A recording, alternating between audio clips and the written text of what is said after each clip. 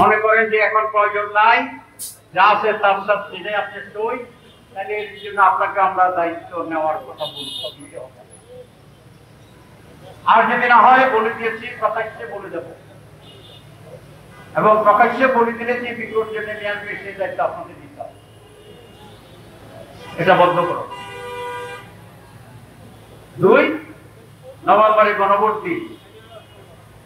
3 টিআরের ব্যাপারে আমরা দাবি করেছি, মেজরিটি পিপল বাংলাদেশ টিআর চায়, তার বাস্তবায়নের পদ্ধতি নিয়ে আমাদের সাথে আলোচনা করার আহ্বান জানাবো।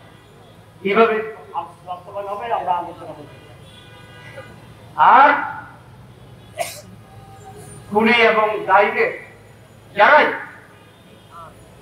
অপহরণ করেছে, গুম করেছে, হত্যা করেছে, মানুষ করেছে, গুলি করেছে, তাদের সকলকে বিচারের প্রক্রিয়া আনতে হবে। তবে আমরা বলেছি বিচার সেরকম হবে না যেরকম বিচারে আমাদের নেতা মতিউর নিজামীকে হত্যা করা হয়েছে, আমাদের নেতৃবৃন্দকে হত্যা করা হয়েছে।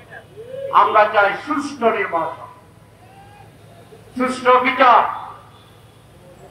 আমরা চাই ন্যায়পরায়ণ বিচার, প্রত্যেকের প্রতি যেন জাস্টিস করা হয়। এটি আমাদের খুব স্পষ্ট বক্তব্য। যেন কোনো ভাবে বিচার করে কারো কোনো অন্যায় হোক, অধিকার থেকে বঞ্চিত করা হোক, সেটা আমরা চাই। আমি আজকে আপনাদের সবাইকে ধন্যবাদ জানাচ্ছি। আন্দোলন মাত্র শুরু হইল,